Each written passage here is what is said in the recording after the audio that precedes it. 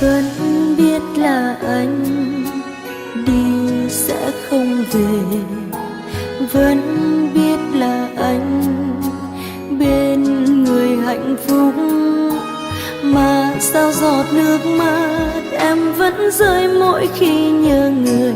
Có bao giờ anh nhớ em một lần không anh?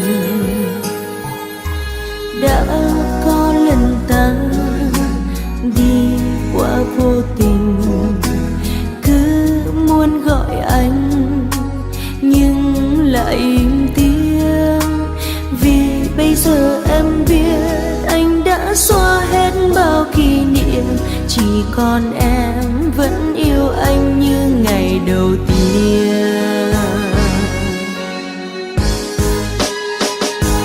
Đoạn đường vắng em đi về giữa đêm khuya, mưa rơi não nề, không có anh mưa rơi nhiều hơn, không có anh mưa lạnh giá hơn. Đèn đường vẫn hiu hắt buồn, soi bước chân em bước vô hồn.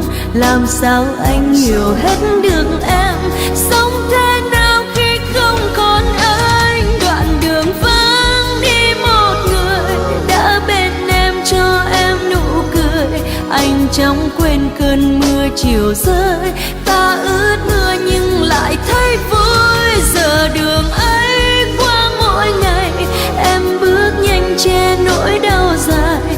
Ngoài anh ra chẳng có một ai đánh thức trái tim em ngủ say.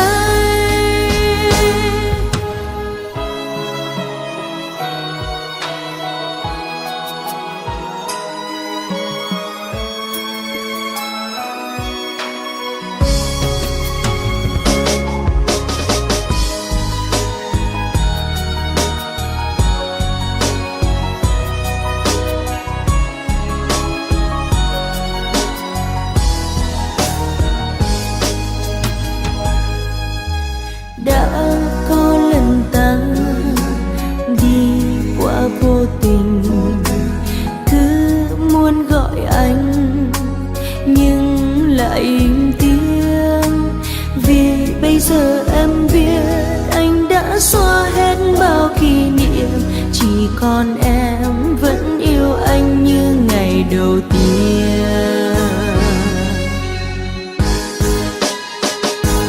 Đoạn đường vắng em đi về giữa đêm khuya, mưa rơi não nề, không có anh mưa rơi nhiều hơn, không có anh mưa lạnh giá hơn. Đèn đường vẫn hiu hắt buồn, soi bước chân em bước vô hồn. Làm sao anh hiểu hết được em sống thế nào khi không còn anh? Đoạn đường vắng đi một người đã bên em cho em nụ cười. Anh chẳng quên cơn mưa chiều rơi, ta ướt mưa nhưng lại thấy vui. Giờ đường ấy qua mỗi ngày, em bước nhanh che nỗi đau dài.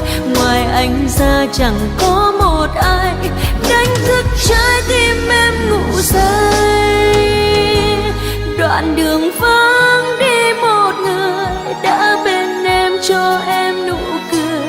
Anh chẳng quên cơn mưa chiều rơi, ta ướt mưa nhưng lại thấy vui. Giờ đường ấy qua mỗi ngày, em bước nhanh che nỗi đau dài. Ngoài anh ra chẳng có một ai đánh thức trái tim em ngủ say.